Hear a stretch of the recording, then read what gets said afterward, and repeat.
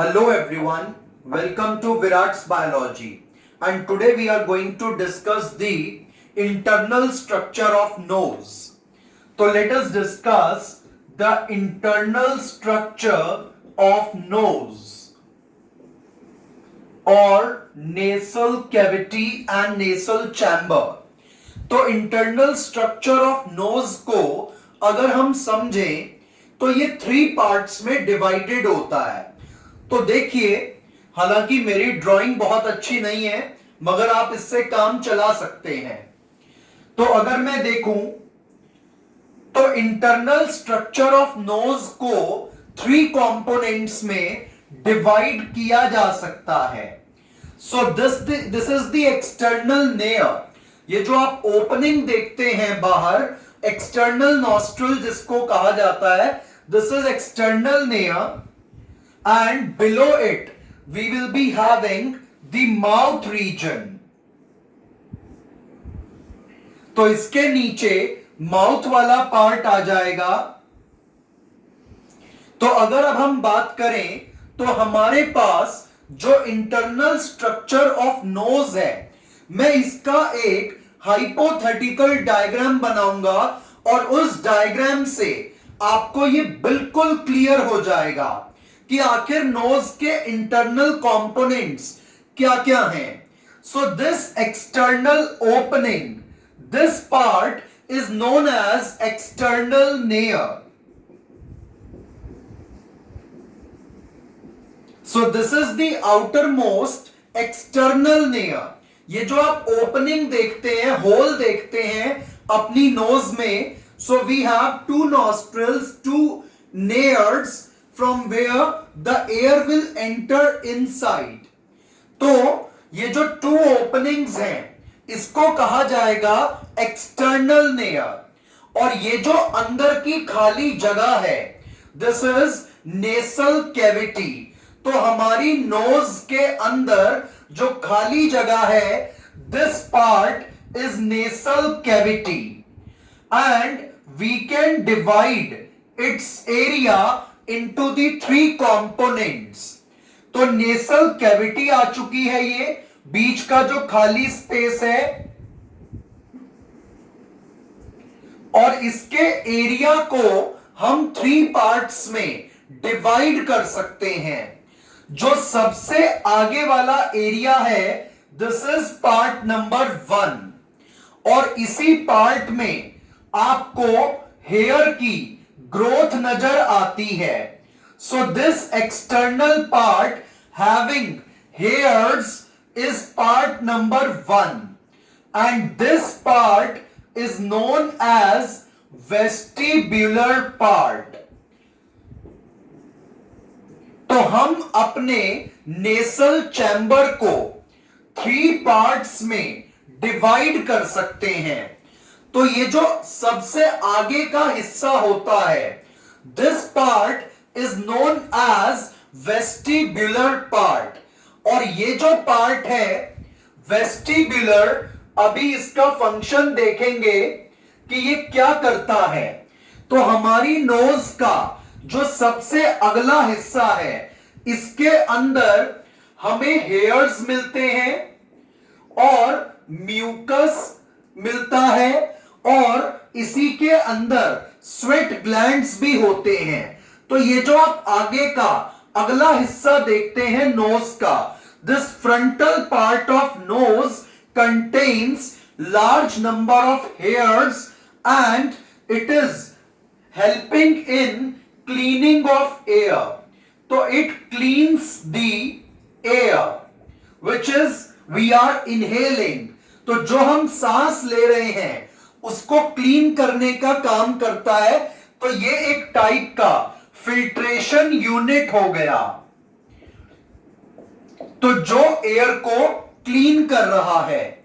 और अगर हम इसके कलर की बात करें तो इसका जो कलर है वो अंदर से लाइट पिंक में रहता है। और अब इसके बाद हम चलते हैं सेकंड कंपोनेंट पे, that part is respiratory part. So second part is respiratory part. और इस पार्ट को हम एक और नाम दे सकते हैं, that is air conditioner of the nose या नेसल चैम्बर। तो air conditioner of nasal chamber ये पार्ट है, और ये पार्ट जो है इसमें दो बहुत ही इंपॉर्टेंट चीजें हैं। एक तो large number of blood vessel, so it is highly vascularised, और दूसरा म्यूकस, और ये एयर के टेम्परेचर को कंट्रोल करता है। तो इसका काम है सेकंड पार्ट का एयर के टेम्परेचर को कंट्रोल करना। कैसे?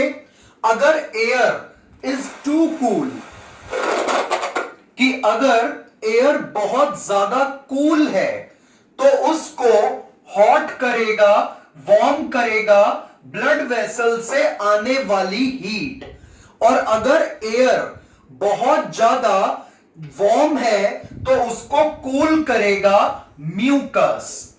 तो जो सेकंड कंपोनेंट है नोज का, that is respiratory, and it is performing two functions.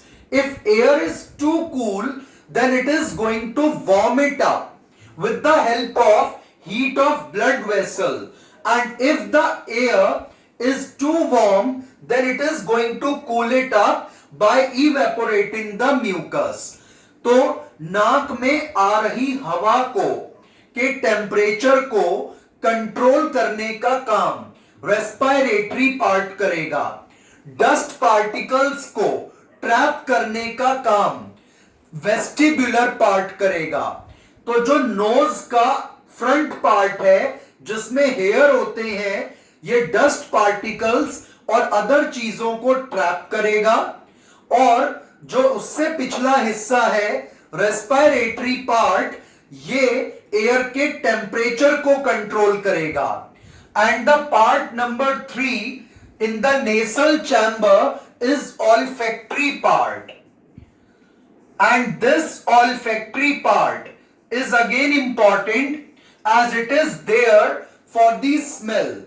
तो इसका काम होता है सेंस ऑफ स्मेल को देखना। तो इसके अंदर सेंसरी मेम्ब्रेन होती है,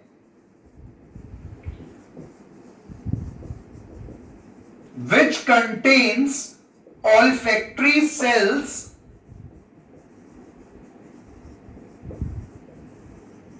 and these cells give signals to the brain with the help of olfactory nerve।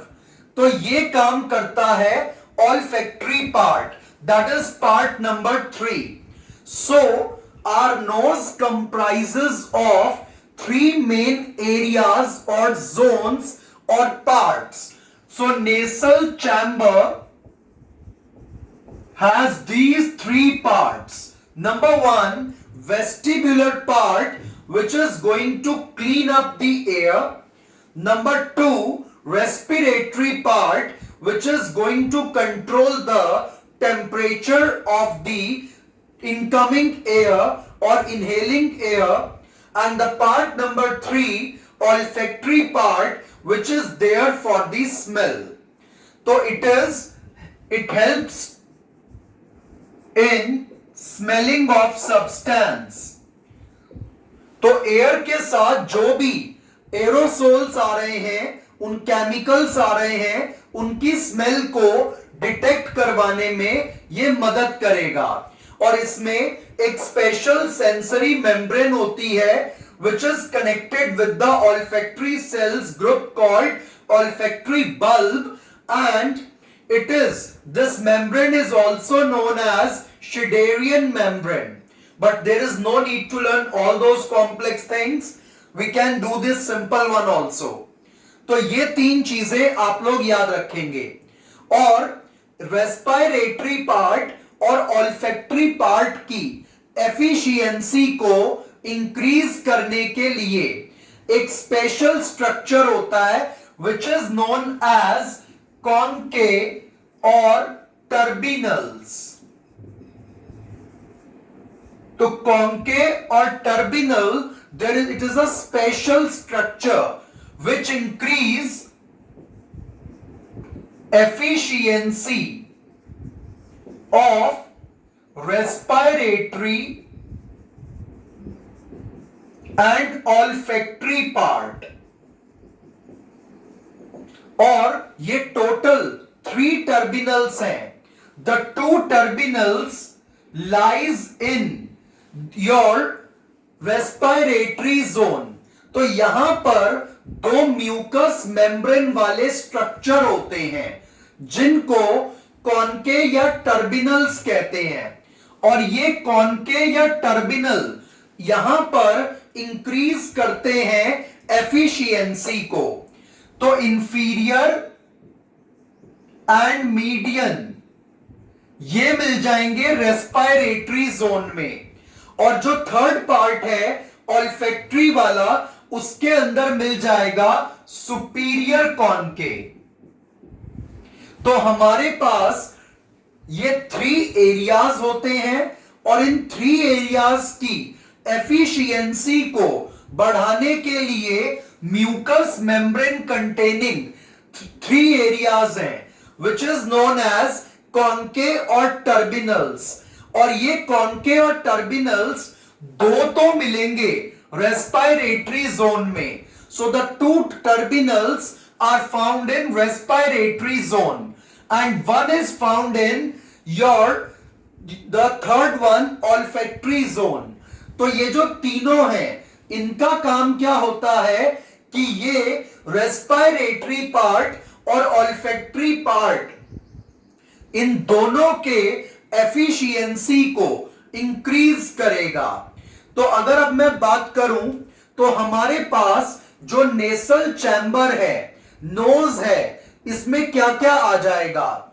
सबसे बाहर एक्सटर्नल लेयर, फिर अंदर की जो खाली जगह है this opening, this is known as nasal cavity. और उसके ऊपर ये जो आप स्ट्रक्चर देखते हैं इसको 3 जोन्स में डिवाइड करते हैं. जोन नंबर 1 वेस्टिबुलर जोन, जिसके अंदर हेयर होंगे और वो एयर की क्लीनिंग करेगा. Zone number 2 is respiratory zone which is just controlling the temperature of the air. And zone number 3 olfactory part which helps in smelling. और इसके बाद part number 2 respiratory and part number 3 olfactory part की जो efficiency है उसको कौन increase करेगा, कॉन्के या टर्बिनल्स. So this we have to remember. And now we are going to study the internal component of throat. But here we have internal opening called internal nair. So here we are going to find out the internal nair. Now to study the throat, you must watch my next video. Thanks.